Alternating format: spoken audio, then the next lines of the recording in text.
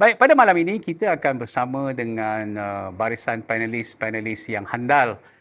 Ini super senior saya ni sebenarnya, orang-orang hebat, orang yang berilmu, dan kita akan membicarakan beberapa isu-isu semasa menjelang Pilihan Raya Negeri 2023 yang akan dilangsungkan di 6 buah negeri dan melibatkan 245 DUN.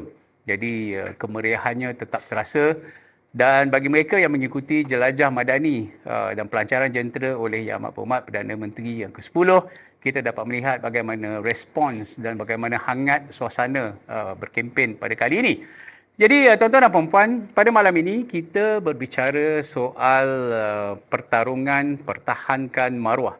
Jadi pada kerajaan perpaduan ini penting untuk mendapat kemenangan sebanyak yang mungkin bagi menunjukkan bahawa sokongan rakyat itu adalah satu tanda kepada legitimasi kepimpinan yang sedia ada. Walaupun ia tidak akan melibatkan apa-apa perubahan pun di peringkat persekutuan, tetapi ia penting untuk menunjuk sejauh mana kerajaan perpaduan ini dominan.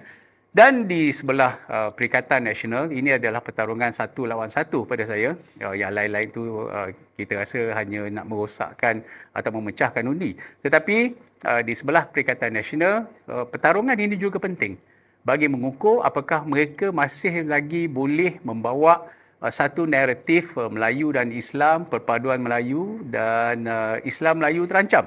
Itulah naratif yang mereka mainkan pada PRU15 dan diulang lagi dalam pilihan raya negeri yang akan datang pada 12 hari bulan Ogos. Jadi kita bersama dengan panelis-panelis kita di sebelah kiri saya. Yang ini orang hebat, dia banyak pengalaman, banyak jatuh bangun dalam politik. Kita bersama dengan Yang Berhormat Senator Datuk Seri Dr. Mujahid Yusof Rawal. Apa khabar, Tok? Sihat, Alhamdulillah. Panjang saya nak sebut nama dia tu sebagai menghormati. Jadi kita ucap selamat datang kepada Datuk. Ini kali kedua kami bersama dengan Datuk Seri Dr. Mujahid. Hari itu kita bersama dengan Datuk Seri Jamil Khair, tapi Datuk Seri Jamil Khair dia kena berkubu di negeri Kedah, Darul Aman, satu-satu negeri yang pada saya antara negeri yang benar-benar menguji maruah kedua gabungan parti. Itulah Kedah, Darul Aman. Kita akan bincang selepas ini. Di sebelah Datuk Seri Dr. Mujahid, kita ada Datuk Zawawi Osman. Di kalangan orang UMNO, kita popular dengan panggil Cikgu Wi. Cikgu Wi. Di Kelantan pun panggil Cikgu Awi.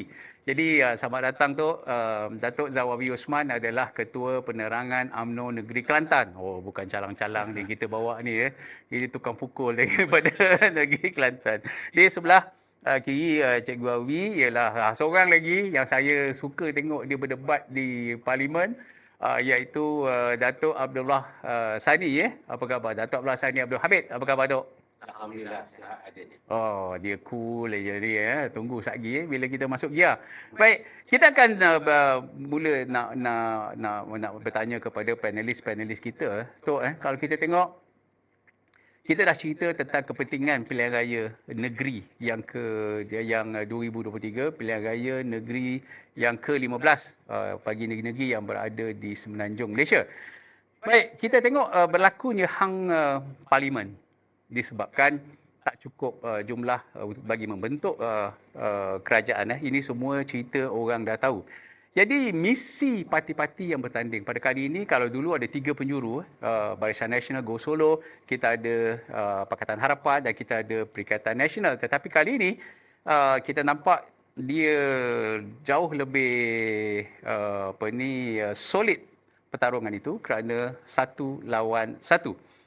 Dan ini adalah pertarungan pada saya dan pada sesetengah panelis melihat ini adalah pertarungan untuk melihat siapa yang lebih dominan. Komen Datuk. Ya. Terima kasih kepada moderator dan juga rakan-rakan di panel dan para penonton yang saya kasih sekalian.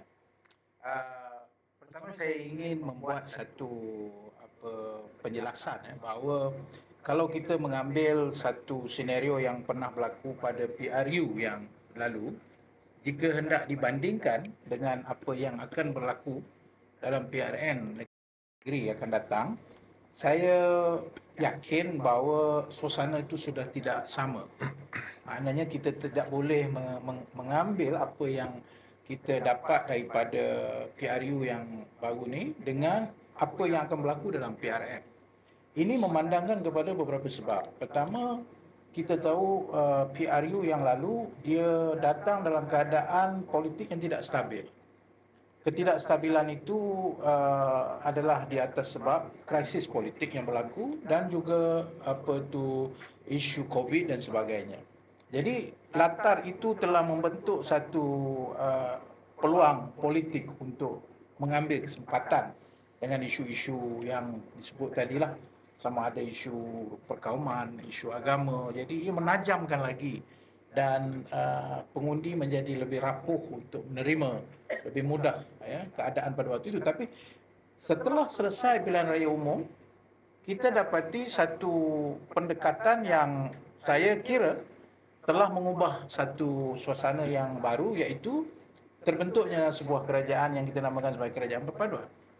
Dan naratif yang sebelum pilihan raya umum yang lalu dengan apa yang berlaku lepas daripada pembentukan kerajaan perpaduan itu nampaknya sudah berbeza dia punya latar belakang itu. Jadi bagi saya, komen saya kepada apa yang akan berlaku dalam PRN yang akan datang, keadaan itu sudah berubah. Dan kita pun tahu wujudnya sebuah kerajaan yang dinamakan sebagai kerajaan perpaduan yang meletakkan Malaysia Madani sebagai slogan dia dan dasar besarnya, telah kita kata mengubah berbagai persepsi yang selama ini ditanam sebelum PRU, seperti contohnya Islam tidak dibela, Islam terancam. Tapi bila kerajaan perpaduan yang dibentuk itu telah menyaksikan inilah satu perpaduan orang Melayu Islam yang paling ketara dan paling besar, iaitu parti-parti yang bernuansakan Islam dan juga Melayu seperti UMNO dan juga PKR, walaupun sifatnya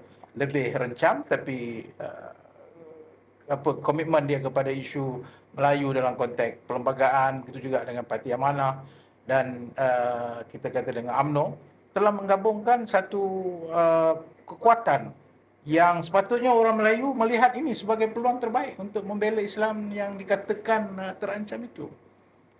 Jadi saya mengandaikan, kalau tanya pada saya sebagai orang yang lebih melihat secara latar belakang politik sebelum PRU dengan PRN yang akan datang, saya rasa ada dua perbezaan yang besar, dan saya yakin insya-Allah hari ini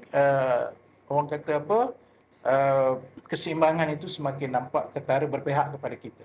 Dan saya yakin insya-Allah orang Melayu lebih terbuka, orang Islam lebih melihat apa situasi sebenar, seperti dulu menyatakan dulu contohnya kalau kita menang nanti habis Islam. Hari ini kita dah menang, apa Islam lagi hebat hari ni dengan Malaysia Madaninya dan sebagainya. Jadi saya yakin PRN kali ini di 6 buah negeri ini akan menjadi satu medan untuk memperkukuhkan dan memberi satu mandat yang lebih kukuh lah dari segi sokongan di peringkat negeri untuk kita menerjui kerajaan perpaduan ini dengan lebih selesa lagi, insya-Allah, saya yakin.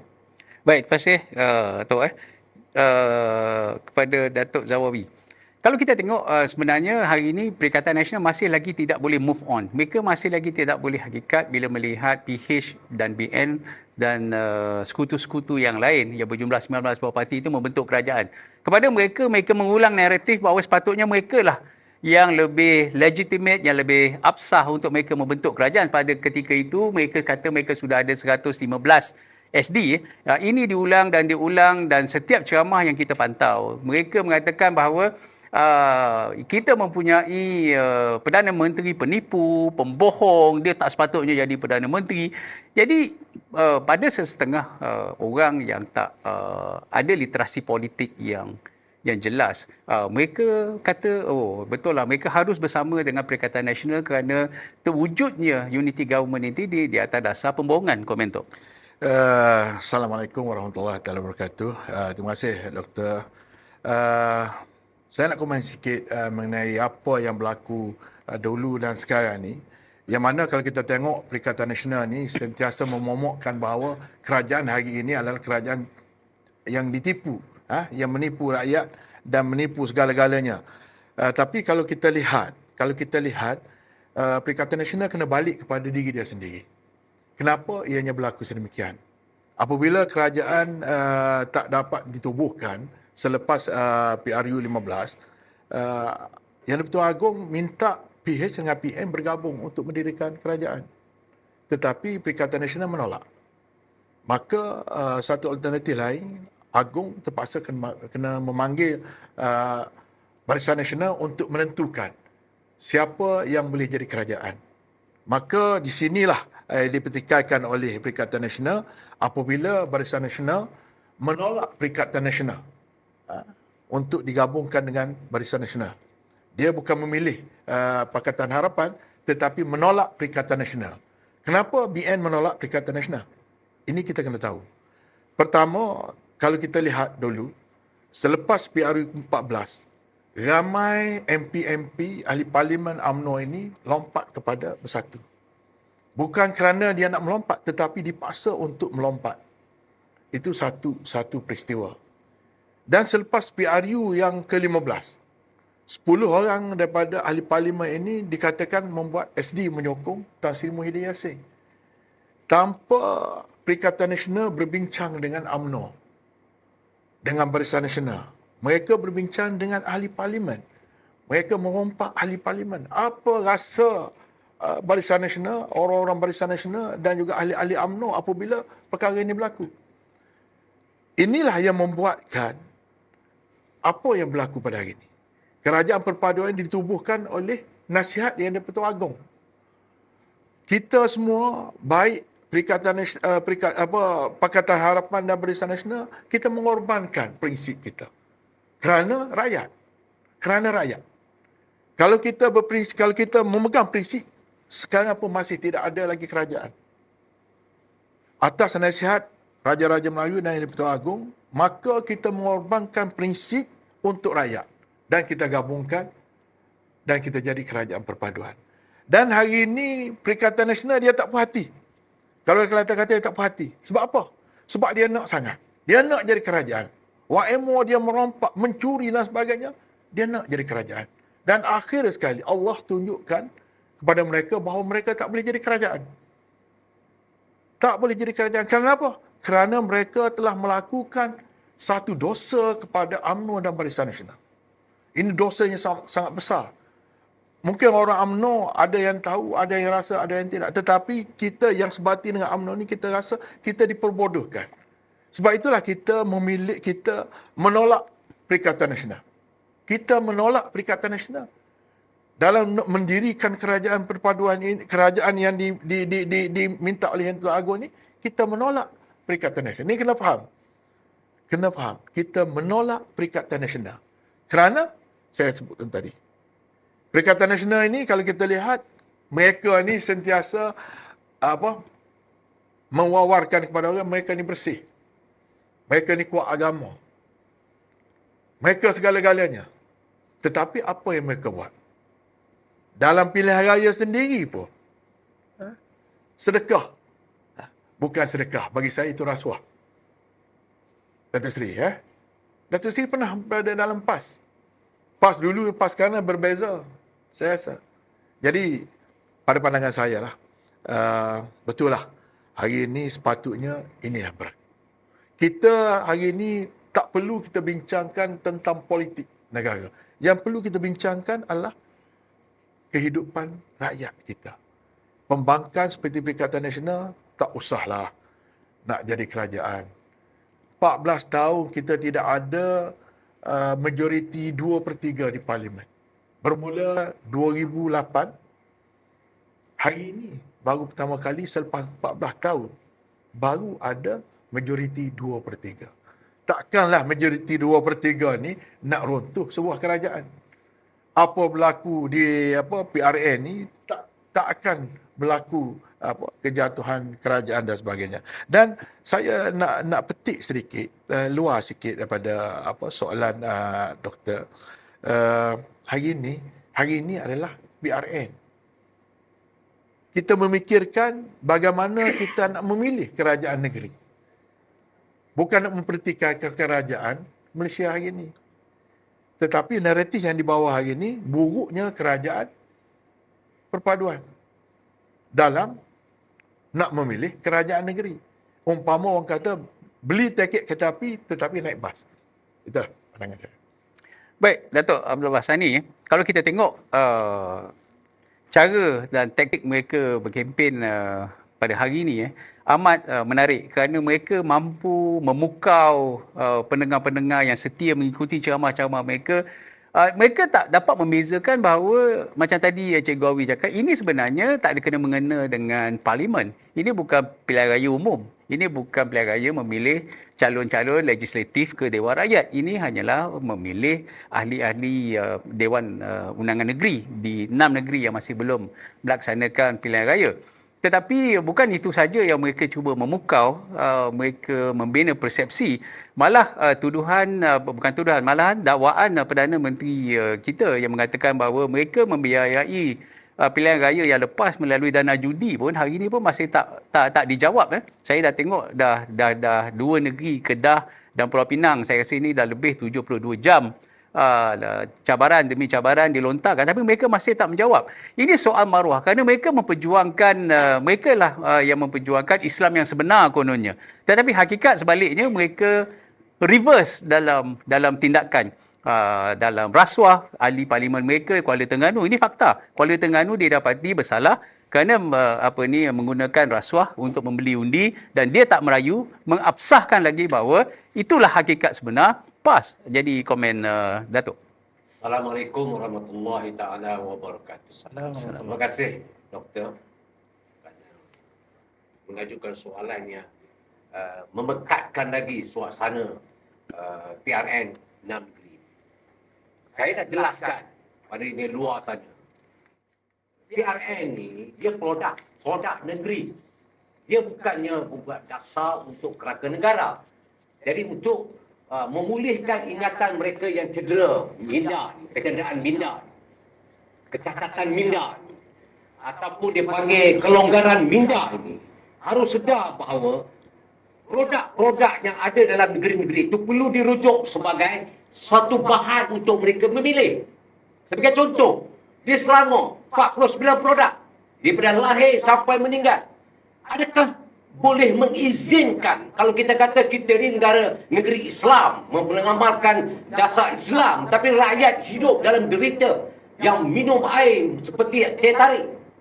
Apakah mereka tidak merasa bersalah menghidangkan itu kepada rakyat sedangkan mereka bertanggungjawab dalam sumpah keramat ketika nak mengarai undi? Ini berlaku. Dan kalau kita bandingkan, dah kata kalih apa jadahnya kalih ni? Yang kita nampak ialah memperbaiki penghidupan, penambahbaikan itu penting. Macam di Kelantan dan disamakan dengan Selangor, jauh langit dengan bumi. Nak dibandingkan di Terengganu dengan Pulau Pinang, jauh langit dengan bumi. Apakah itu tidak menjadi perhitungan untuk memilih? Bagi saya, negeri ini ialah mengangkat martabat produk negeri. Apakah negeri itu sudah terpesong dalam segi ajaran agama Islam di Pulau Pinang contohnya? Berapa banyak mahatafiz telah didirikan, Imam Bilal sebagainya telah dinaikkan elawan mereka, tidak seperti mana di Terengganu dan Kelantan dan Kedah. Dan ini adalah mengangkat martabat. Apakah dengan memfitnah dan memberikan Abu Domo yang memberi izin bercakap bohong itu diangkat sebagai kerajaan negeri macam di Kedah? Dan ini berlaku. Dan dialihkan soalan berbagai-bagai untuk persepsi rakyat. Tengok zalimnya. Apa yang zalim? Macam tangkapan baru dibuat. Secara jujur saya kata. Bila saya mendengar laporan daripada Ketua Polis Negara, jelas. Kerana dia panggil telefon, dia tak angkat telefon. Ini bukan Datuk mampu nak tutup hutang. Ini polis nak panggil, nak suruh pergi ke mahkamah. Itu pun dia tak respon, tapi ceritanya seolah saya dizalimi, ditangkap pukul 3 pagi. Orang yang kutuk dia ataupun mengkritik dia pukul 3 pagi, diangkut 4 orang oleh pihak polis. Ada orang bercekai kan? Ini orang itu pun tak ditelepon oleh polis. Ini polis telefon pun tak angkat. Belum lagi anuan telefon lagi bila nak berdepan mahkamah lagi. Tapi ini yang kita perjelaskan bahawa cerita dia tu cerita nak membuat satu kebangkitan Islam di Selangor. Apa istilah? Selangor tak Islam? Selama ni Selangor tekan ke agama Islam ni. Setahu saya lah, Selangor bagi dia allowance, imam allowance, Bilal, semua macam. Pergi haji pun kita bagi, doktor. Jadi, mana mungkin kalau produknya sebegitu hebat, nak ditukarkan dengan air keruh, pipe macam teh tarik. Dan itu pula bagi, projek Maris, buat pembangunan. Tenging sangat, kita tak tengok perlembagaan. Bila kita buat pendakwaan, fitnah. Apa yang fitnahnya? Ini semua mengelak daripada faktanya jelas, iaitu kita nak membina satu negara yang majmuk, yang sejahtera dan dimanfaat kesejahteraan itu kepada rakyat. Namun yang jelas derita rakyat dan sengsara itu menepati pada pemerintahan mereka. Dan inilah yang kita katakan bahawa bagaimana kita nak bangkitkan maruah Melayu melalui pemilihan raya dan sokonglah mereka yang benar-benar mengangkat maruah Melayu, maruah Islam. Ini cakap pasal Islam, pasal Melayu, rakyat hidup sengsara dan derita. Dan tidak memungkinkan apa-apa yang dilakukan dengan hanya bertakbir, tapi tidak berusaha ke arah itu. Inilah kecelakaan minda yang selalu berliga dalam proses kepimpinan Perikatan Nasional. Bila bercakap, mereka lah yang betul. Benda yang betul dikalihkan, benda yang tak betul. Contohnya, Doktor, seringkali saya mendengar bicara ketika Datuk Luqman Adam bercakap pasal SD. Kita SD itu bengapnya dia orang ni. Akta Lopak Parti telah diwujudkan. Saya dalam Dewan, Dr. Mujahid dalam Dewan, kita bersetuju untuk mengesahkan bahawa Akta Lopak Parti itu wajib kita wujudkan dan 2/3 bersetuju dalam Dewan. Tidak membolehkan mana-mana ahli parlimen mengambil pendirian sendirian dalam memberikan jaminan kepada pentadbiran kerajaan, khususnya Perdana Menteri. Dah ada pun semua ahli-ahli Dewan ataupun ahli parlimen yang ada dalam longgokan yang bagi SD semua orang lama-lama. Takkan ada bengap sangat, tak boleh nak bedakan antara yang dibenarkan atau yang dibenarkan. Dan apa kata dia? Kami ada 115. Kami ada 115. Ni cikgu buat 115 jadah gampang apa? 115 itu tu SD tak pakai dah. Yang pakai inilah parti itu sendiri. Dan parti itu sendiri mengambil keputusan di depan Kepala Tuanku menyokong simpulan bisimpulan. Itu cerita dia. Tapi dia alihkan cerita sampai hari ini. Dia bercakap benda yang sama aja. Kami cukup, kami bagi dulu, kami dulu. Takkanlah hang tak tahu benda ni ialah benda undang-undang. Tapi dia alihkan orang tu. Patutnya Muhyiddin jadi Perdana Menteri. Siapa cakap? Dia yang bermain dalam Liga Persekusi itu. Boleh, perdebatan berlaku di antara 4 orang yang saya tengok tu. Nampaknya macam tu Faizal nama tu. Pun tengeng juga. Dia pun pertahankan juga yang dia ada majoriti. Kalau dia majoriti ke absahan ke, masa berlaku di parlimen, kenapa dia tak bentangkan? Kenapa dibiarkan begitu berlalu dan keluar ramai-ramai? Kerana mereka ini meraihkan persepsi seolah-olah mereka ini orang yang dizalimi. Ini adalah politik yang dipanggil politik kangkung. Berada di mana-mana longkang di tepi jalan. Ini tiada nilai. No value of politik. Itu saya nampak lah. Tapi diheretnya rakyat semua. Seolah-olah mereka lah yang ke depan dalam majoriti ini. Baik, hari ini je Datuk. Mereka membawa satu slogan dan mereka membawa satu naratif bahawa inilah satu peluang untuk rakyat Selangor berubah. Mereka create satu naratif change for Selangor. Harapan Selangor baru. Jadi mungkin Datuk daripada Selangor. Saya juga tinggal di negeri Selangor. Saya pun tertunggu-tunggu. Apakah agenda rakyat yang mahu diangkat? Tetapi yang saya dengar hanyalah untuk merampas kekuasaan. Komen tu. Seperti mana yang saya cakap tadi, daripada lahir sampai ke meninggal, produk semua telah pun diperuntukkan. Malah yang saya teruja, mana negeri yang ada insurans kepada rakyatnya? Selangor telah memberikan insurans pada seluruh rakyatnya. Nak kalih apa? Nak baru apa yang nak buat ni? Nak buat apa? Nak jadikan Selangor macam mana Kelantan buka paip jadi teh tarik? Nak bagi Selangor seperti mana yang hidup rakyat berempat. Seperti mana yang berlaku. Minta maaf. Negara yang termiskin di mana? Jadi persoalan kita hari inilah untuk mengangkat kedudukan martabat Islam itu sendiri wajib diberikan kesalahan hidup. Sebab itulah Madani itu diwujudkan. Doktor, saya melihat daripada sudut berbeza dengan yang lain kalau berhujah dalam segi definasi Madani yang sebenar. penghijrahan baginda sallallahu alaihi wasallam daripada Mekah ke Madinah. Bertapak di Madinah, 3 perkara baginda telah pun kutubahkan atau berikan tazkirah. Yang pertama, beri salam. Salam maksudnya perpaduan itu amat penting. Ukhuwah itu amat penting untuk kita mewujudkan negara yang stabil dan rakyat hidup yang selesa. Nombor 2, Rasulullah bersabda, beri makan. Makan. Makan itu mana apa? Produk, membantu, pendidikan, memberikan ruang pekerjaan yang baik dan dia integriti dan sebagainya itu berada dalam kelompok memberi makan. Yang ketiga, Rasulullah bersabda, bertawakallah di tengah malam, berserah pada Allah Ta'ala. Itu dalam erti kata definisi integriti yang sebenar setelah kita mewujudkan antara salam dengan memberi makan yang telah dilebar luaskan tentang definisinya. Maka lahirlah sikap dia baginda SAW menguruskan urus tabir termasuk para sahabat ajmain. Apa yang saya nak tekankan di sini, itu baru Islam betul. Membantu rakyat miskin, memberi pendidikan, lebar luaskan kebebasan rakyat ataupun penghidupan rakyat yang lebih terjamin kehidupan mereka, itu sebenarnya yang dikatakan memberi makan. Baik, Cikgu Abi ya. Cikgu datang daripada negeri-negeri Pantai Timur. Okey. Agenda Perikatan Nasional, kita pun sampai hari ini belum dengar mereka masuk pilihan raya negeri ni, apa agenda membangun rakyat yang mereka nak buat. Kita belum dengar. Tetapi berdasarkan fakta-fakta sebelum ini, sejarah sebelum ini, apakah model yang telah berjaya dilaksanakan di negeri-negeri yang ditadbir oleh PAS yang boleh kita, to be fair, yang boleh kita letak di atas meja untuk kita buat perbandingan supaya rakyat boleh menilai? Doktor, semua rakyat Kelantan dah tahu. 33 tahun Kelantan ni ditadbir oleh PAS. Maknanya orang Kelantan sangat bersabar. Sangat bersabar. Mungkin yang tidak ada di Kelantan yang tak faham apa yang kita orang Kelantan rasa. Doktor, 33 tahun kita ditipu. Rakyat ditipu. Daripada awal dulu diletakkan batu asas. Satu persatu batu asas. Sampai sekarang pun tidak ada satu batu asas pun yang dilaksanakan. Dan kalau kita lihat hari ini, air. Air menjadi satu masalah kepada rakyat Kelantan. Tetapi mereka membawa naratif Malaysia.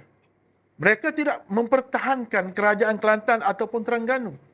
Kalau kita lihat hari ini Tan Sri Anwar Musa yang baru bersama dengan PAS. Tapi kena ingat, Tan Sri Anwar Musa ini bukan keluar daripada UMNO. Dia dipecat daripada UMNO. Dia dipecat daripada UMNO, maka dia mencari satu parti yang dia rasa dia boleh berada di situ, maka dia masuk PAS. Yang saya herannya, Tan Sri Anwar Musa ni tidak pertahankan kerajaan negeri Kelantan. Kalau dia bersama dengan PAS, yang nak memenangkan PAS, tak nak bagi undi kepada kerajaan perpaduan, parti-parti daripada perpaduan, sepatutnya Anwar Musa ini mempertahankan kerajaan Kelantan dengan mempertahankan tentang air, tentang batu asas, tentang semak dan imbang di negeri Kelantan, urus takbir negeri Kelantan. Tak ada pun. Satu ceramah pun Anwar Musa tidak pernah mengeluarkan bahawa Kelantan ini adalah sebuah negeri yang terbaik. Tak ada. Yang dia momokkan, Perdana Menteri ke-10. Yang dia momokkan, Datuk Seri Zahid Hamidi. Apa kena-mengena dengan Datuk Seri Zahid Hamidi dengan Perdana Menteri kita sekarang tentang kerajaan negeri yang kita nak pilih lepas ni? Yang kita nak pilih adalah kerajaan negeri. Sama ada nak mengekalkan kerajaan PAS di Kelantan ataupun mengubah. Ataupun setidak-tidaknya supaya ianya tidak jauh beza. Hari ini dia nak 45-0 di Kelantan. Angka 45 adalah angka keangkuhan kepada Perikatan Nasional. Dan angka derita kepada rakyat Kelantan. Maka rakyat Kelantan kena pilih. Kena buat satu keputusan supaya hidup mereka masa hadapan terjamin. Ini tidak. Rakyat Kelantan terpaksa mencari rezeki di negeri yang ditadbir oleh musuh Allah. Dia kata selama ni musuh Allah. Kita lah ni semua. Iyalah.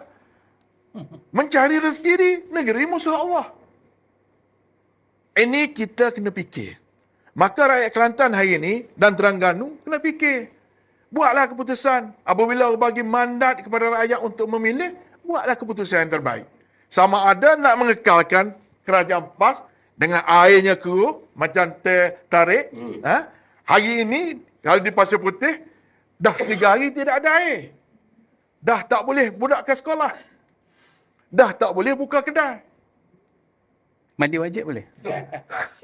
Sungai. Sungai, belakang atasku. Jadi saya rasalah kali ini rakyat Kelantan dah tak sama dengan dulu. InsyaAllah rakyat Kelantan buatlah keputusan. Kalau nak kekalkanlah. Tetapi kalau nak ubah, buat satu perubahan. Tapi Tok, apa yang kami tinjau setakat ini, naratif yang banyak dimainkan yang membuatkan pengundi tak kisah apa pun kita cakap pada sesi-sesi seperti ini ialah mu nak Islam, mu nak air. Mu nak Islam atau mu nak pembangunan? Doktor, ini cakap masa pilihan raya. Kalau masa tak ada air, maknanya rakyat Kelantan kena nak mengundi, dia kena rasa ketika tidak ada air. Islam ni Islam semua. Semua Islam. Boleh dia kata saya tak Islam. Tapi dulu Haji Hadi pernahlah mengeluarkan fatwa umpama orang UMNO ni tidak Islam. Sembahyang 2 imam. Ini perkara-perkara yang berlaku dahulu. Sekarang ni dah tak berlaku.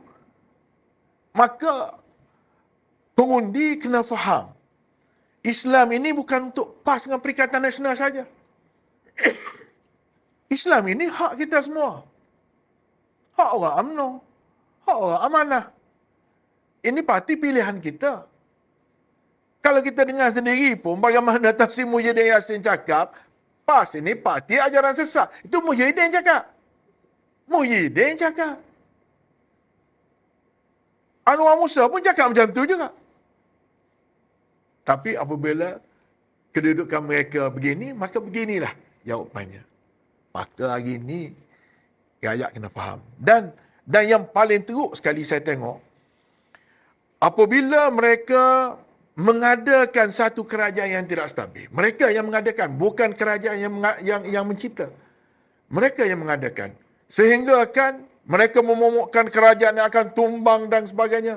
Pelabur-pelabur daripada luar dah tak yakin dengan negara kita. Orang yang pegang ringgit, jual ringgit. Sehingga kan ringgit kita jatuh. Kesannya kepada rakyat.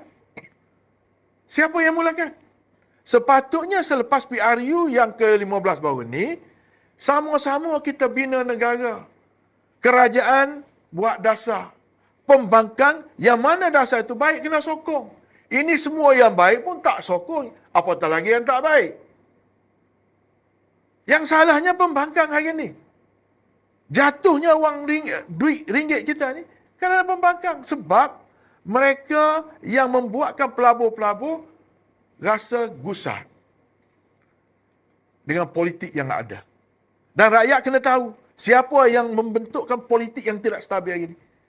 Walaupun mereka mengatakan dalam manifesto mereka untuk kestabilan. Hasilnya, Agong dah buat satu acuan untuk kestabilan, tetapi mereka yang merosakkan kestabilan ini. Jadi harapan saya, kali ini jangan fikir soal negara. Kena fikir soal negeri kita. Orang Kelantan kena fikir soal negeri kita sama ada nak minum air teh tarik ataupun sebaliknya. Sampai tak boleh nak mandi wajib. Mana boleh jadi kerajaan, berdosa jadi kerajaan. PAS tak fikirkan ia berdosa tentang apa yang dia buat. Tengok orang lain saja berdosa. Kalau dia semua halal, orang lain haram. Kalau kita bagi sedekah, dia kata rasuah. Kalau dia bagi rasuah, dia kata sedekah. Inilah. Dan yang masuk lagi, baru daripada UMNO, lagi hebat daripada Muslidah Ampas lagi hari ini. Seluruh negara bergerak. Bagi saya nasihatkanlah orang politik. Bukan saja daripada mereka, kita sendiri pun. Supaya kita menstabilkan negara kita. Untuk apa? Untuk rakyat. Mereka dah kaya raya. Ringgit jatuh pun dia tak pegang ringgit dah. Yang pegang ringgit adalah rakyat. Yang kaya-kaya ni dah pegang dolar dah. Ya. Dah pegang dolar. Setuju. Jatuh lah. Yang pentingnya kuasa mereka, jawatan mereka. Sudahlah. Tengok kepada rakyat. Kesian kepada rakyat menjadi mangsa kepada politik. Biarkanlah negara kita bergerak. Hari ini pilihlah siapa yang kita harapkan untuk menjadi kerajaan negeri. 6 buah negeri ini. Kalau nak tukar Selangor pun, cakap tentang Selangor. Kalau nak kekal Kelantan pun, cakap tentang Kelantan. Pertahanlah. Anwar Musa kena pertahan tentang air yang tak ada di Kelantan. Anwar Musa kena pertahankan tentang air macam tarik di Kelantan. Ini perlu kita jelaskan. Jangan kita kelirukan rakyat. Jangan kita kelirukan pengundi. Pengundi Johor tak mengundi kali ini. Pengundi Melaka tak mengundi. Yang mengundi di 6 buah negeri ini. Yang PAS pegang hari ini, 3 buah negeri, Kedah, Kelantan, Terengganu. Tak bawa pun naratif tentang negeri Kelantan, Kedah dan Terengganu.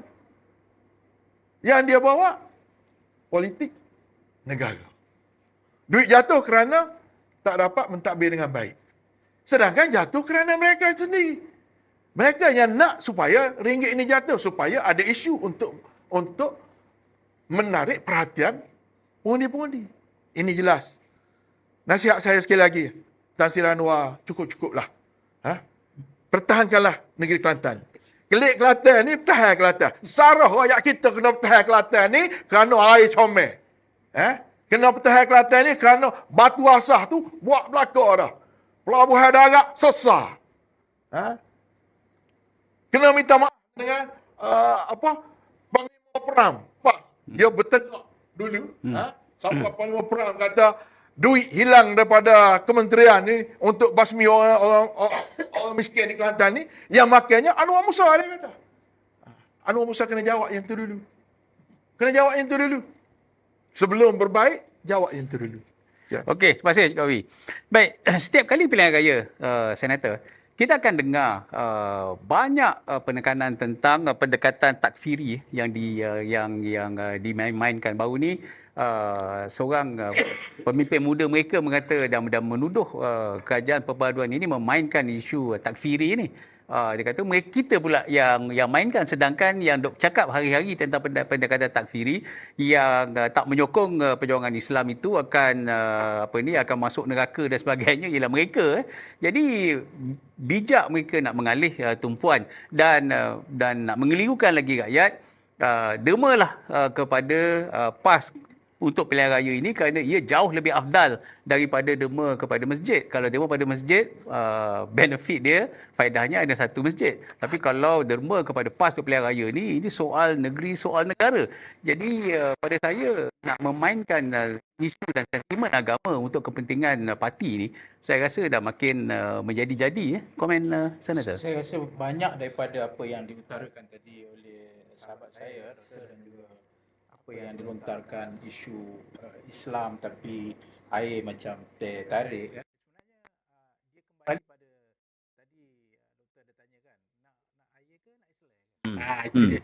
Sebenarnya di situ ada satu masalah besar yang kita sedang hadapi ini, bukan sahaja sekarang tapi dah lama dah, iaitu doktrin yang begitu kuat yang menyamakan parti politik itu dalam konteks ini PAS sebagai satu entiti agama. Saya ulang balik ya. Dan saya ajak siapa nak berdebat, mari kita berdebat bahawa kalian telah mendoktrinkan kepada seluruh rakyat Malaysia bahawa kalian adalah parti, kalian adalah agama. Ini masalah besar. Apabila anda meletakkan diri anda sebagai parti dan anda menyatakan anda adalah agama, di sinilah berlaku huru-hara dalam negara kita, bukan sekarang tapi sejak 80-an apabila berlakunya apa yang kita namakan sebagai kafir mengkafir. Dan saya ingin merujuk bahawa kes ini bukan sahaja berlaku di Malaysia, ia adalah satu fenomena seluruh dunia. Ini adalah di atas sebab mereka menyalah tafsirkan ayat-ayat Al-Quran yang seharusnya sifatnya umum tetapi mereka meletakkan seolah ayat Quran itu dia. Contohnya, apabila disebut talzam jama'atal muslimin, ini hadis Nabi sallallahu alaihi wasallam pada akhir zaman, ya, bahawa Nabi menyebut bahawa kalau umur kamu panjang, kamu akan lihat saya ikhtilafan katsira, kamu akan nampak perbalahan. Maka sahabat bertanya, kami nak buat apa kalau kami bertemu idza adrakana dalikal waqt? Lalu Nabi jawab, talzim jama'atul muslimin, hendaklah engkau bersama dengan jemaah. So, doktor, siapa jemaah itu? Kamilah. Pas lah. Pas lah. Hmm. Dalam konteks politik dia tu, dia lah. Tak ada orang lain lah. Talzam jama'atul muslimin. Jadi seolah ini bukan jama'atul muslimin. Ini bukan jama'atul muslimin. Amanah lagi jauh lah. So, siapa dia jama'atul muslimin? Kami. Siapa? Parti Islam se-Malaysia PAH yang memperjuangkan Islam. Okay. Yang kedua, mereka melihat seolah-olah dalam gerakan politik mereka, dia menganggap orang lain itu adalah yang tidak layak untuk membawa Islam. Kelayakan itu, merit untuk bawa Islam tu tidak layak. Saya bagi bukti, ya.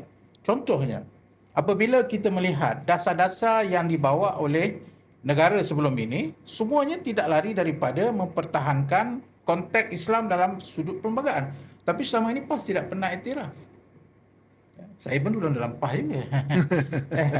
So, jadi mereka tidak melihat bahawa dasar Islam itu perlu dilihat inklusif dan sejauh mana mereka harus mengembangkannya, memperbaikinya. Tetapi apa yang mereka kata ialah orang lain kalau buat Islam bukan Islam. Yang boleh buat Islam, kawal aja. Orang lain tak boleh. So dalam konteks ini, doktor, kita telah berada dalam satu situasi yang sangat kelam kabut. Pemikiran minda yang telah kita kata rosakkan dengan pemikiran politik bahawa dia Islam, Islam itu adalah dia.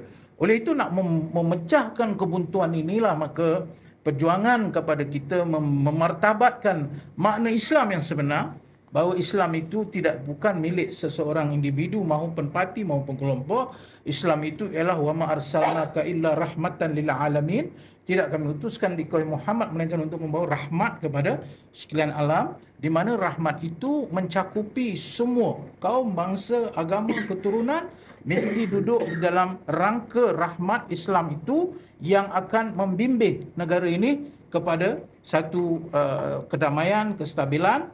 Dan jauh lebih daripada itu, kita juga kena melihat bahawa kelompok-kelompok ini mereka tidak berasa sesuatu yang orang kata tidak rasa sesuatu yang bersalah apabila mereka menggunakan isu perkauman, apabila mereka menggunakan isu agama, kerana bagi mereka itulah kita kata vitamin hidup dia.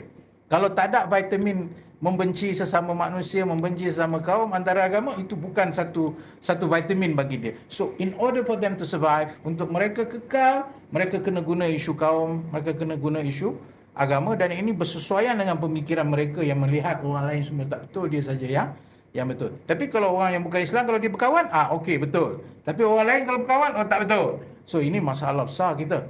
Kita ada masalah besar dalam negara kita, dan saya harap pilihan raya negeri, khususnya orang-orang Kelantan, orang Terengganu, orang Kedah, bukalah minda anda bahawa anda telah ditunggangi sekian lama.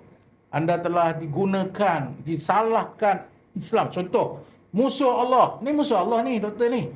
Saya ni musuh Allah ni. Walaupun PhD saya siasat syariah, tapi saya musuh Allah. Kenapa? Kerana saya tidak bersama mereka. Itu yang tadi balik pada persoalan tadi. Kami adalah agama, agama adalah kami. So, tapi bila nak cari rezeki, cikgu, pergi cari dekat bumi musuh Allah.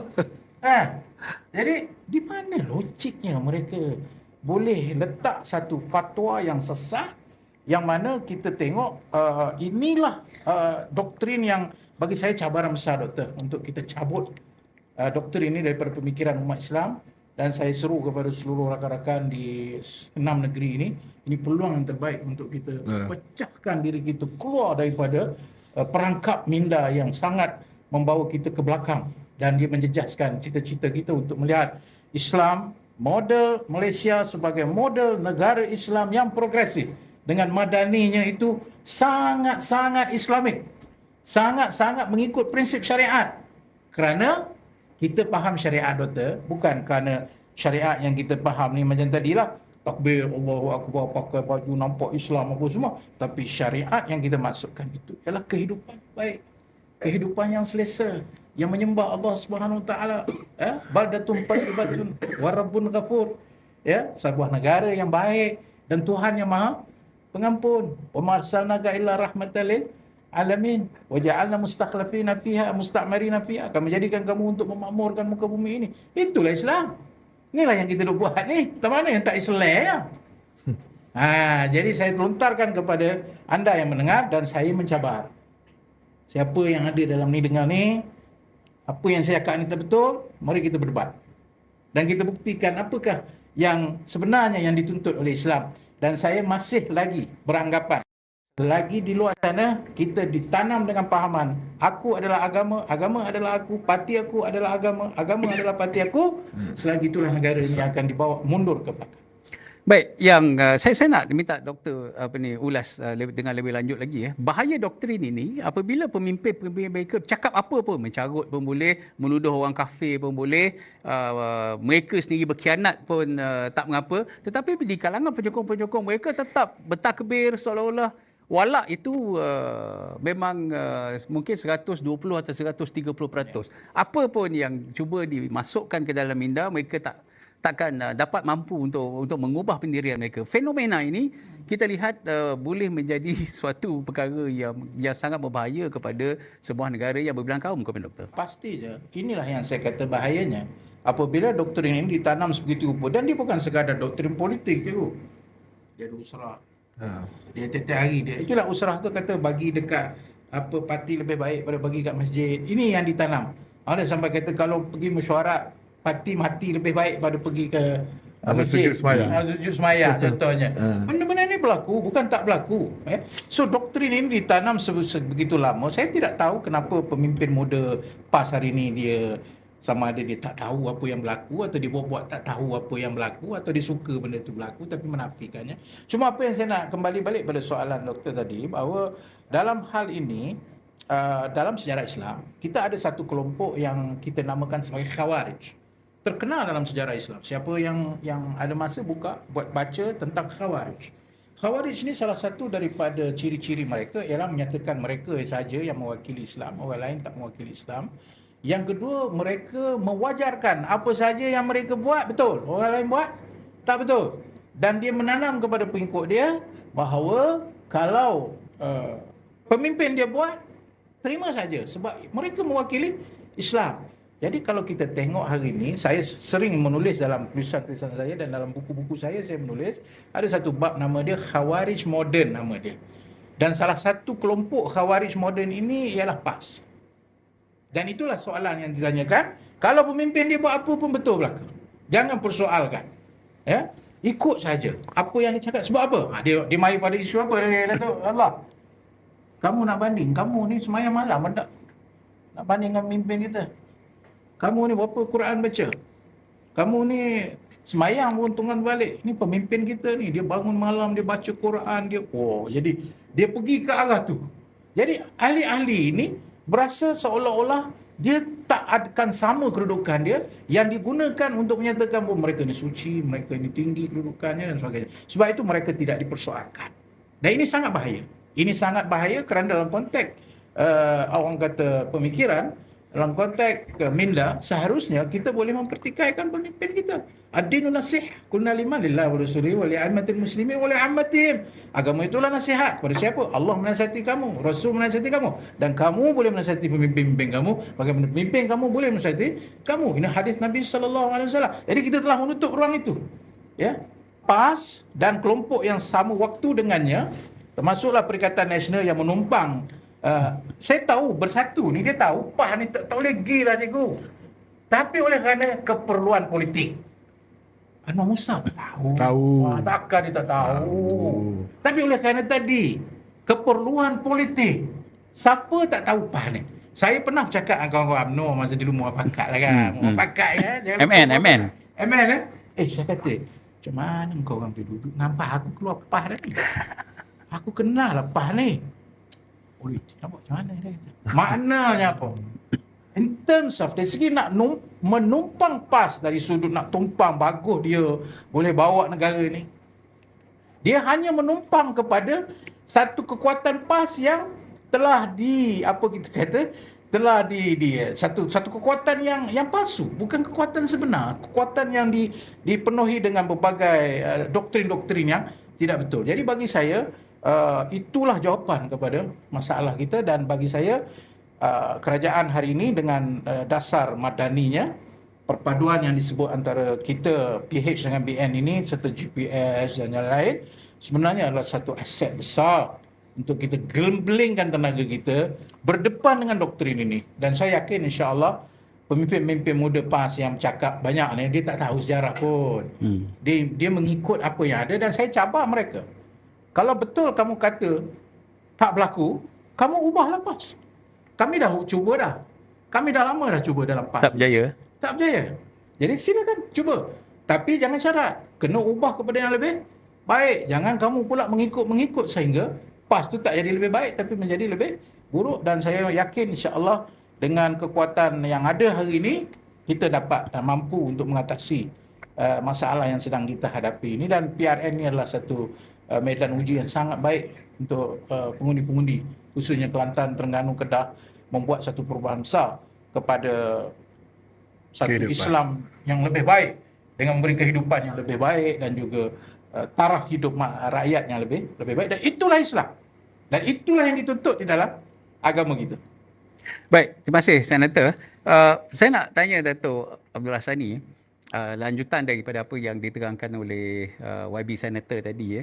Jadi kalau kita tengok dalam kes Yang Berhormat Menteri Besar Kedah, contohnya, apa saja yang beliau katakan, apa saja yang beliau lontarkan, seolah-olah negara ini tak ada undang-undang, tak ada batas. Perkara 10 perlembagaan tentang fundamental liberty, tentang hak asasi, kebebasan asasi manusia itu digunakan sebagai alasan untuk dia sentuh siapa saja, cakap apa saja. Dan kalau kita tengok isu pertelingkahan dengan memetik nama istana ni bukan perkara pertama kali berlaku. Begitu juga dengan TMJ Tengku Mahkota Johor berbalas-balas sindiran. Dan kes ini kalau kita tengok, kita tak nak menyentuh tentang fakta kes kerana ini adalah perbicaraan akan dijalankan di mahkamah. Tetapi dah kena dakwa pun masih lagi nak mempolitikkan. Kononnya ini adalah salah Yang Berhormat Perdana Menteri yang ke-10 kerana charge dia di bawah Akta Hasutan. Saya tak faham bila masa PMX jadi peguam negara dan peguam cara yang menentukan nak charge siapa di bawah akta apa. Sedangkan pejabat peguam negara dah keluar kenyataan petang tadi menyatakan bahawa ini bukan selective persecution. Jadi pada pandangan Datuk lah, dengan tingkah laku, dan ini disokong oleh pemimpin-pemimpin yang lain, dan saya merasakan rakyat melihat seolah-olah parti ini memang suka nak mendukung orang-orang yang mendahaka ni.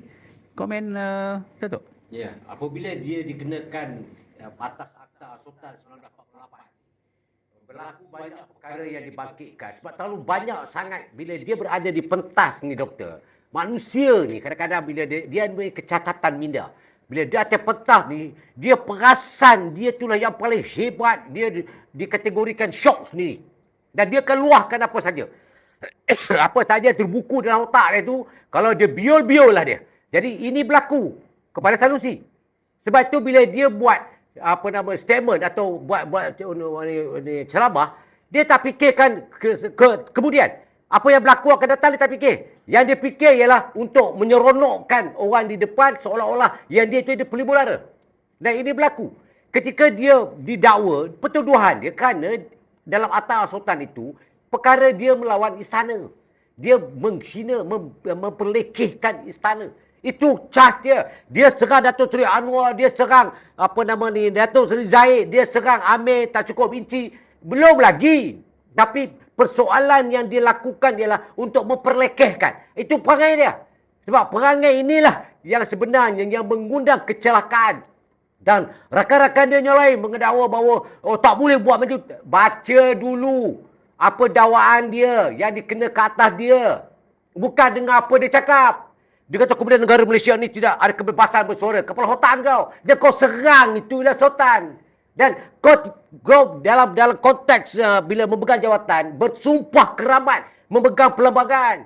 Ini adalah salah satu daripada sumpah keramat dilakukan oleh semua wakil rakyat. Mana mungkin kau melapaskan sumpah keramat itu kau khianat kepada sumpah keramat. Tanggunglah sendiri. Tapi persoalan pada rakyat ni, saya dizalimi, tak boleh bersuara. Engkau serang Datuk Seri Anwar bercakap tentang kes mahkamah, dia cakap berlanggar gini. Kepala otak kau tahu tak itu kau punya persepsi sendirilah. Kau punya otak kau sendiri yang dah rosak tu nak meyakini pada yang lain. Belum lagi Datuk Seri bagi mengenakan sangat ke atas dakwaan dia tu. Fitnah semata-mata. Dan dia tahu tak pendakwa pertama dia kes macam mana? Kes dia katakan rasuah dan perkataan gempak. Yang kedua pula 13 pertuduhan. Semua tu telah dicantas hebat oleh Gopal. Sri Gopal yang mewakili Datuk Seri Anwar Ibrahim. Terang-terang 13 kapet-kapet terbang lah. Dengan apartmen yang salah lah. Lift dia yang salah lah. Semua macam tuan rumah tak dipanggil lah. Doktor kata itu bukan air mani ni lah. Ini air mani dia sendiri lah. Mana mungkin 3 hari air mani disimpan, tak ada kentuk, tak ada macam-macam lah cerita ni. Jadi benda tu semua ialah benda yang kaut, yang betul-betul benda yang telah dirancang oleh mereka yang bukan saja lebih teruk daripada syaitan. Manusia ni kalau dia syaitan, dia kalau tembus Fatihah pun dia tak lari. Itu kalau syaitan dia lari. Ini lebih teruk daripada syaitan. Jadi orang-orang yang macam ni, yang buat celaka ni, macam ni dia.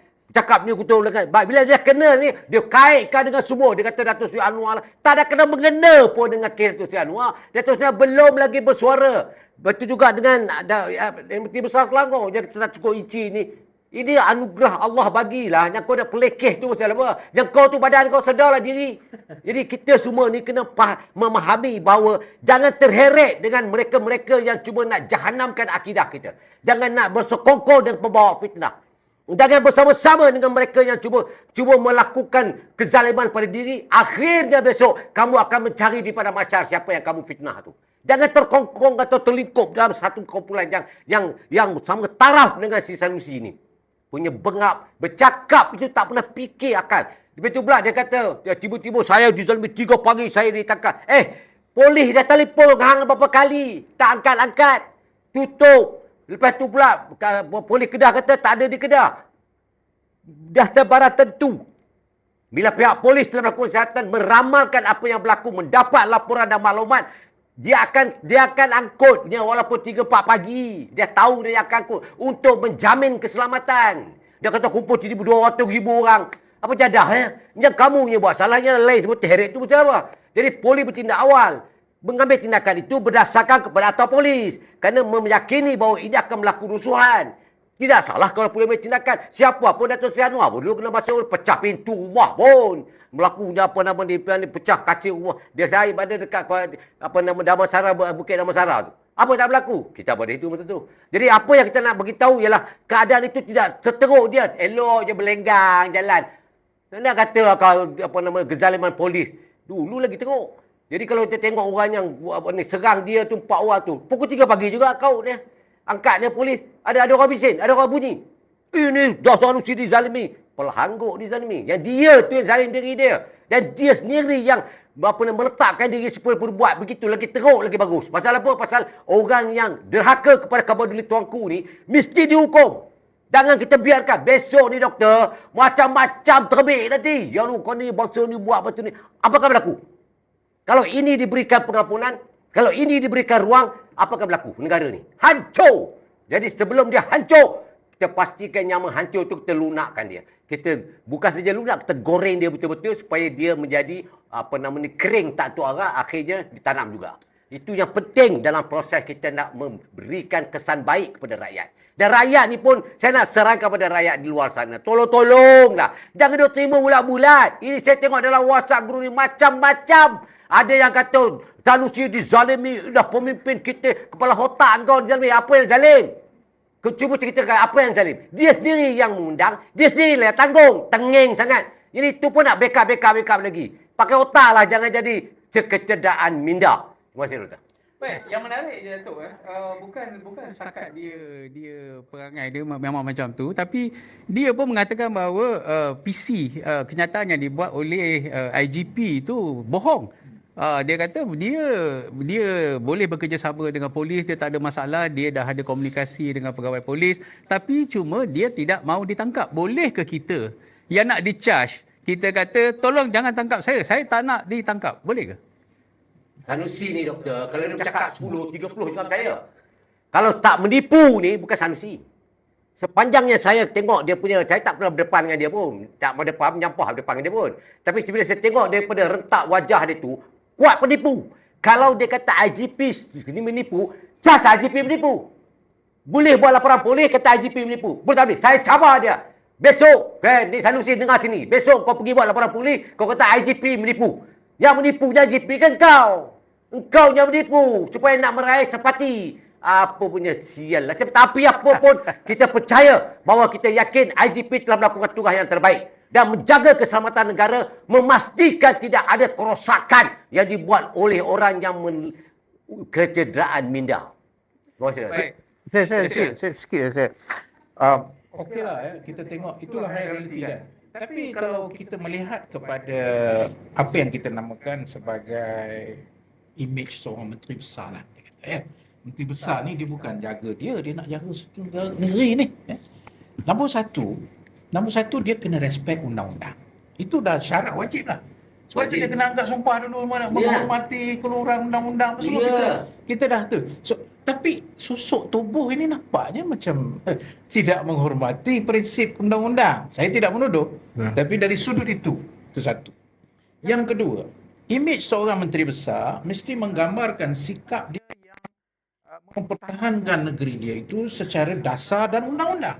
Dia pertahankan apa dia buat untuk rakyat, gini-gini. Tapi sekarang dia menghina orang lain. Dia menghina seorang yang tak ada kena-mengena dengan dia di sebuah negeri lain. Dan dalam penghinaan itu tanpa disedari kerana syok sendiri tadi, dia telah menghina satu institusi yang sangat-sangat dihormati, yang merupakan teras dan asas kepada negara ini. Dan orang yang membuat aduan itu pula bukan hanya orang awam, tapi orang yang mewakili pihak yang dari institusi istana yang dikatakan telah apa itu tadi? Dewan Diraja. Dewan Diraja. Okey. So bermakna yang keempat, dia pada waktu yang sama sebagai seorang menteri besar yang seharusnya rakyat melihat sosok tubuh seorang menteri besar itu juga memastikan bahawa rakyat tidak diheret kepada satu permasalahan. Rakyat perlu kekal dalam keadaan tenang. Tapi apa yang berlaku? Dia mengheret seluruh parti dia untuk bersama dengan apa yang dia buat yang langsung orang kata tidak menguntungkan sesiapa. Jadi saya sahaja nak tambah daripada apa yang disebut oleh rakan saya tadi, Datuk Abdul Sani, bahawa inilah saya menyatakan kalau anda masih belum dapat membuat penilaian kepada ciri-ciri seorang yang seharusnya menjadi contoh Muslim yang menghormati perundangan, yang menghormati, tidak menghina orang lain, tidak menghina mana-mana institusi. Asghar qaumun min qaumin asa yakunu khairan minhum wala nisa'un min nisa'in asa yakuna khairan minhunna wala tanabazu wala jangan kamu menghina, jangan kamu menggelar-gelar, wala tanabazu bil alqab. Itu surah Hujurat penuhlah ayat tu kalau dia faham ciri-ciri seorang pemimpin. Bermakna kalau semua ini dia tidak dapat memenuhi kehendak ni yang very basic. Macam mana you kata dia ni pejuang Islam ni? Macam mana dia kata dia pertahankan Islam ni? Benda basic ni cikgu bukan benda besar pun. Kita ngaji bawah lagi dah benda basic gini. Kalau ini pun dia tak boleh pertahankan benda basic ini, macam mana rakyat Kedah boleh melihat ini sebagai mempertahankan Islam? Ini benda very basic. Sama juga di Kelantan. Sama juga di Kelantan. Macam mana kamu tidak dapat memberikan satu kemudahan yang sangat asas kepada rakyat, lalu kamu kata kami buat Islam. Yang kedua, kamu memandang rendah pula teguran-teguran rakyat kepada kamu dengan menyatakan Islam itu lebih penting daripada semua ini. Ini menghina sebenarnya imej Islam yang seharusnya kita tidak dapat terima. Kalau itu namanya dia Islam, maka saya tidak melihat itu mewakili Islam. Bahkan itu adalah satu gambaran yang dipesongkan terhadap Islam. Jadi semua kita kena terbuka dalam melihat soal ini, dan especially isu yang Sanusi. melibatkan Menteri Besar. Saya nak tambah sikit mengenai Menteri Besar Kedah ni. Kalau kita lihat, dia umpama tidak menghormati perlembagaan. Sepatutnya seorang Menteri Besar dia patut menghormati perlembagaan negara kita. Ini baru Menteri Besar. Kalau tak menghormati perlembagaan, macam mana nak menjadi Perdana Menteri? Ini soal negara dan negeri. Tak sepatutnya dia melabelkan polis demikian. Apatah lagi Perdana Menteri. Ini bukan ada kaitan pun antara dia dengan Perdana Menteri. Ini kaitan antara dia dengan Raja Sultan Selangor. Dan kalau kita tengok kenyataan Sultan Selangor pun, boleh mohon maaf, Sultan Selangor kata belum selesai lagi. Bermakna Sultan Selangor murka. Tadi Dok cakap dia dengan TMJ. Sanusi ni, itulah saya dalam PAU dulu saya sebut, inilah orang yang mulut jahanam. Mulut jahanam. Bukan saya nak fokus kepada dia ni jahat sangat, tak. Mulut dia tu jahanam.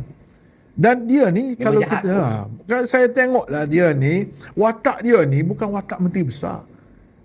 Macam watak Charlie Chaplin. Dia pun Menteri Besar tu pun baik, temu atak pun dia. Dia bukannya Betul, demokrasi. Sepatutnya janganlah macam ni. Profesional sedikit. Kita Menteri Besar. Hormatlah. Kalau kita tengok, Muhyiddin pun kata, ni pendakwan terpilih, dah zalim apa. Yang rumah Tun Abdul Razak digeledah tu siapa? Menteri Dalam Negeri kita tu. Cuba bandingkan. Cuba tengok diri sendiri. Inilah yang berlaku. Apa yang dia buat semua betul. Apa yang kita buat semua tak betul. Jadi saya lihatlah PAS ni, PAS terutama lah, macam satu ni dia tonggang. Datuk Seri bagi tahu tadi dia tonggang. Dia tak ada orang pun. Yang dapat mempengaruhinya PAS lah. Dan PAS ni bila-bila masa saja, kalau kita tengok sekarang ni AMDAP, UMNO DAP. Yang dia punya tu dalam Pakatan Rakyat lama dah bercicik dah dia DAP. Tadi pula kita kata Tak ada PASDAP. pun kita tak kata PASDAP. Cium mulut. Cakap DAP gini gitu. Peluk lagi. Yang gerakan PAS nak buat hudud, gerakan saman. Mahkamah. Dakwa bawa ke mahkamah. Sepatutnya gerakan kena keluar kenyataan hari ini bahawa kita tarik balik yang dibawa ke mahkamah untuk melaksanaan hudud tu. Tak ada pun. Sebab tu saya nak cabar gerakan dengan PAS ni buat kenyataan bahawa gerakan sudah tarik untuk mendakwa PAS ni untuk melaksanakan hukum hudud. Tak ada pun. Ni sedap sangat AMDAP. Kita lahir ni daripada desakan agung yang nak melihat rakyatnya aman, rakyatnya dilindungi. Terpaksa Itu mengadakan pun dia kata Datuk Seri Zahid tipu agung. Lepas tu diikuti oleh Papa Gobo dalam live dia. Ini fakta. Ini bukan kita reka-reka. itulah rakyat kena faham lah. Saya rasa kita serah pada Ini rakyat. kena pandak lama dah. Ah. Pandak lama dah. Pandang lama dah. Sebab tu saya tengoklah dia ni macam tadi lah, buat SD. Dah dia sendiri pun sokong Akta Anti Lompat Parti. Tapi dia yang cabul. Sampai sekarang pun tak selesai dengan dia orang ni. Tempat mana dia duduk, di situlah bau sedap. Walaupun ada tai di situ. Tempat apa yang kita duduk, itulah tempat yang busuk. Walaupun wangian kasturi ada tempat kita. Sentiasa memandang negatif kepada pihak lawan. Inilah perangai PAS. Dan saya rasa rakyat faham hari ini. Dan saya menyeru penyokong-penyokong PAS undi Kerajaan Perpaduan kali ini supaya negeri Kelantan, Terengganu, Kedah ini sealiran dengan kerajaan pusat. Baru menyenangkan kehidupan orang negeri ini. Baca Kelantan. Kalau ada persamaan selari dengan kerajaan pusat, mungkin kilang-kilang boleh dibawa di Kelantan. Tak perlulah anak-anak Kelantan berhijrah ke Kuala Lumpur, ke negeri-negeri musuh Allah ni. Boleh ada di Kelantan. Saya nak bagi tahu, Dok. Saya dulu jadi pemimpin UMNO yang kerajaannya Barisan Nasional. Ramai ibu bapa yang anaknya mengajar. Cikgu ni di luar pada Kelantan minta balik ke Kelantan. Ada yang doktor minta supaya anak dia balik bekerja di Kelantan. Ini yang cikgu dan doktor. Tetapi tidak ada pun ibu bapa yang datang jumpa kita nak suruh anak yang bekerja kilang balik ke Kelantan. Sebab apa? Sebab dia tahu tidak ada kilang di Kelantan. Kalau ada kilang di Kelantan, pasti dia bawa balik anak dia. Kalau dulu di Kelantan ada kilang, anak dia nak berfoya-foya pun pasti balik tidur di rumah. Tapi sekarang ni, anak dia datang ke negeri musuh Allah. Dia tak tahu tidur dengan siapa, tidur di mana, ada makan ke tak ada makan. Apa yang anak dia buat? Sampai ada ibu sakit pun tak dapat untuk anak dia membelai ibu bapanya. Inilah saya harap kesedaran ini berlaku kepada orang Kelantan supaya kita semua boleh balik ke Kelantan. Boleh bersama dengan ibu bapa kita yang melahirkan kita, yang menjaga kita. Supaya di hari tua mereka, kita dapat menjaga, membalas jasa ibu dan bapa kita. Buatlah putusan supaya negeri Kelantan dengan Malaysia ini, kerajaan Malaysia ini selari. Supaya ada kesinambungan, ada peluang pekerjaan yang boleh kita wujudkan di Kelantan, dan anak Kelantan yang ada di Kelantan ini tidak keluar dari Kelantan dengan besar jumlahnya. Sebab itulah kalau musim Hari Raya Datuk, sampai 15 jam, ada 24 jam, ada pusing balik, tak dapat balik ke Kelantan. Sebab apa? Sebab orang Kelantan ramai ada di negeri musuh Allah. Di negeri Allah ni susah mereka tinggalkan, kerana di sana tidak ada peluang rezeki dan sebagainya. Jadi buatlah perubahan. Kalau nak berubah, kalau nak kekalkanlah. Tapi janganlah bising-bising tentang Datuk Zahid dengan PM10. Yang kita nak tukarnya adalah kerajaan di Kelantan, ataupun nak mengekalkan kerajaan Kelantan. Nak tukarnya MB Kelantan, MB Terengganu, MB Kedah, Sanusi ni. Kalau nak tukar, kalau nak kekalkanlah. Perbicaraan bicara tentang PM10 dengan TPM ni, apa halnya Anwar? Saya tuju pada Anwar Musa lah. Kawan baik tu lah. Okay. Baik, itulah tuan-tuan dan puan-puan. Kita minta supaya dalam kegairahan parti-parti politik berkempen, dah diperingat banyak kali soal 3R jangan sesekali kita sentuh, dan kita junjung dan kita hormati institusi beraja. Jangan kita simply petik nama, simply nak kait orang itu, nak apatah lagi menyentuh susu galur. Jadi kalau yang menariknya kita tengok pemimpin-pemimpin Perikatan Nasional hari ini, mereka buat-buat terkejut, buat-buat surprise. Oh, kenapa kena charge Sanusi ni? Jadi dia kata, saya tengok, saya dapati tak ada apa-apa kesalahan dalam ucapan Sanusi. Akibat daripada naratif itu, dapat kita simpulkan Perikatan Nasional ni satu parti yang tak reti beradat dan beraja. Kalaulah ramai pemimpin tak boleh tahu apa kandungan charge dalam dua charge akta hasutan baru-baru ni, yang mereka mengatakan mereka tak dapati ada kesalahan. Saya ingat rakyat kena tolak parti yang tak reti menghormati institusi beraja. Kalau mereka duduk di peringkat federal, kita boleh bayangkan betapa kacau bilaunya. Dan belum selesai tu, Datuk Abdul Hassani belum selesai isu dengan akta hasutan tersebut. Timbul lagi petang semalam ada tangkapan oleh pihak SPRM. Dia tak mengaku dalam apabila didedahkan oleh YB Saifuddin Nasution tentang skandal REE, Nadi Bumi di Kedah. Dia kata itu bohong, bawa pengarah PTG. Saya tengok pengarah PTG Kedah ni pun macam nak masuk politik. Kalau nak masuk politik, berhenti kerja daripada PTG dan bertanding dalam dalam pilihan raya DUN. Bagaimana seorang ahli penjawat awam boleh bagi ucapan politik di depan halayak ramai? Saya tak faham. Saya tak faham etika penjawat awam yang ada di negeri Kedah, termasuk dengan MB dia. Dan yang menariknya, semalam ada tangkapan SPRM seorang CEO MBI Menteri Besar Incorporated telah pun ditahan. Ini CEO dia dah ditahan, dan seorang perempuan, seorang pengarah syarikat juga telah ditahan melibatkan skandal rasuah 13 juta.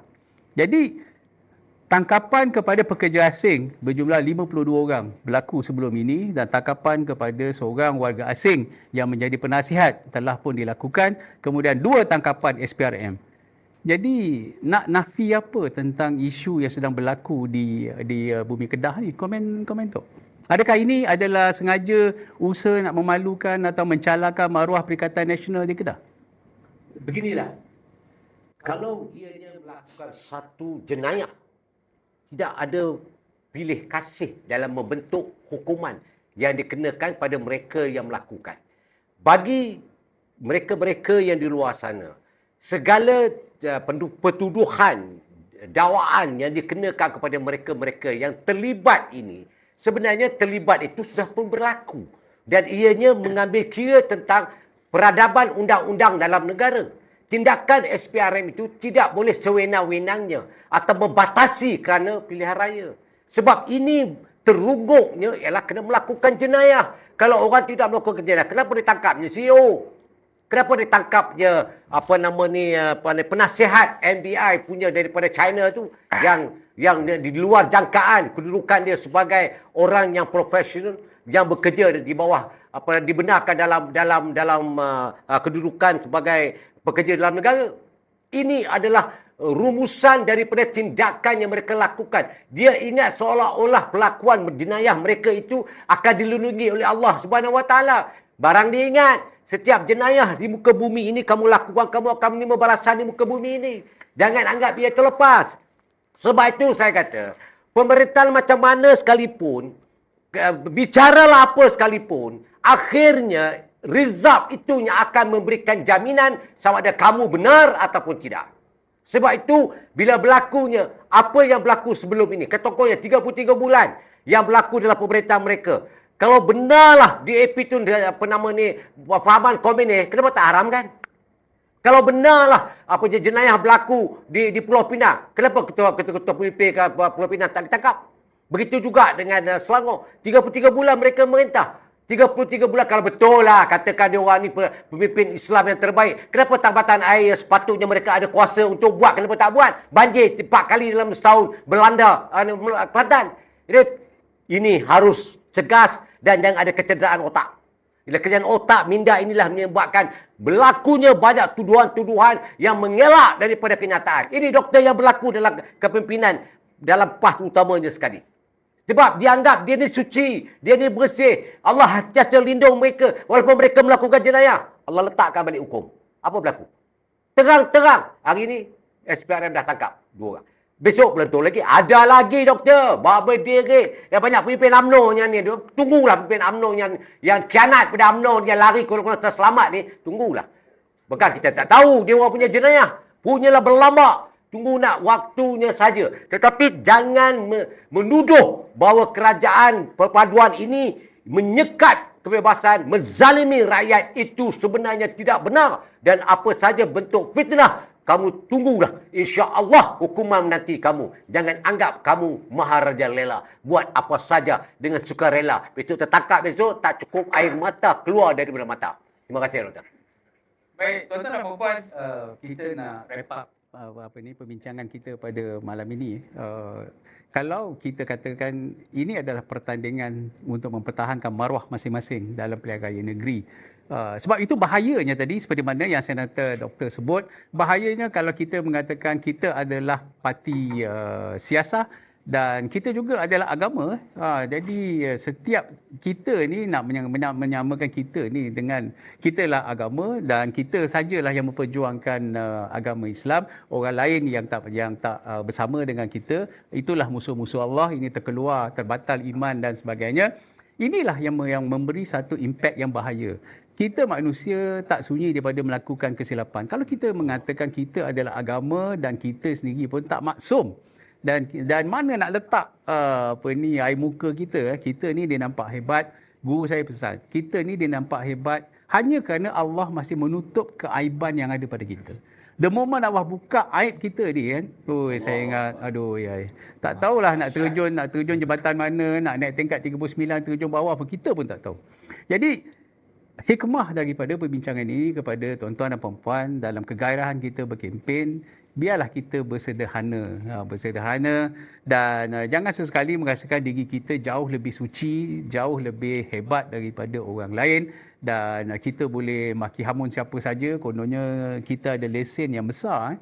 Jadi negara ni ada undang-undang. Ingat perkara 10 Perlembagaan Persekutuan tentang Fundamental Liberty itu tak boleh dibaca secara literal kerana kita masih ada banyak peruntukan-peruntukan undang-undang yang membatasi apa yang boleh, apa tak boleh. Kita dah sebut jangan sentuh 3R, jangan sesekali bermain dengan isu ini kerana buruk padahnya. Bila dah kena charge di mahkamah, mulalah kata IGP penipu, IGP pembohong. Saya dengar statement tu, saya pun kecut perut. Memang kau berani. Dengan IGP pun kau boleh lawan, dengan tuanku pun kau boleh lawan. Manusia ni memanglah manusia kiriman Allah lah pada rakyat negeri Kedah yang sangat dibanggakan. Jadi tak apalah, kami negeri Selangor, negeri Johor, negeri lain tak ada orang macam ni pun, tapi kami Alhamdulillah tak ada masalah seperti ni. Dan jangan sesekali datang ke Selangor, ke Negeri Sembilan, ke Pulau Pinang kononnya nak mengajar apa itu erti pembangunan dan tagline di Selangor. Saya yang duduk di Negeri Selangor ni, change for Selangor tu, saya pun fikir banyak kali nak change apa sebenarnya untuk Selangor ni kan. Jadi yang bestnya pula ada golongan profesional yang menyokong, wah kita kena ubah Selangor, kita kena ubah. Saya tak faham nak ubah apa. Harga ayam turun daripada RM10 lebih kepada RM8.29 pada sehari dua ni. Tak ada siapa pun yang berkokok. Alhamdulillah kepada kerajaan Malaysia ayam dah murah, tak ada.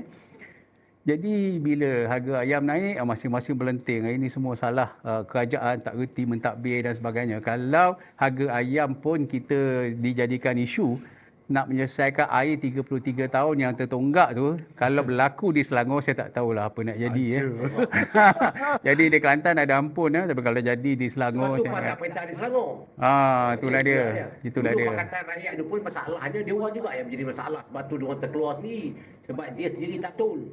Itu Alhamdulillah di Selangor. Itulah. Jangan kita ulang episod-episod yang mengerikan ini. Jadi ini bukan soal kita nak menentukan syurga neraka kita. Ini soal bernegara dan bernegeri.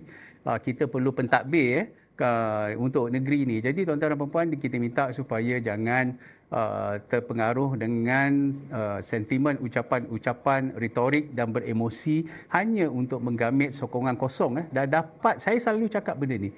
Ahli politik, dia tak rugi apa. Dia kalah pilihan raya, dia worst case, okey, tak terpilih. Tapi kalau dia menang pilihan raya, dia tetap dapat macam-macam benefit, macam-macam faedah sebagai ahli yang berhormat. Tetapi rakyatlah yang akan yang jadi mangsa kalau tak sama dengan kerajaan persekutuan, dan akan ada banyak isu. Dan isu itu ditanggung oleh rakyat. YB kata senang je. So minta maaf, saya tak ada peruntukan untuk bantu. Next time lah datang nanti bila kita ada duit. Jadi bijaklah kita berpolitik. Baru ni saya dengar ada satu naratif. Cakaplah apa saja, kami tetap pangkah PN. Wah, itu semua diajar. Dia interview 10 orang, 10 orang ulang skrip yang sama.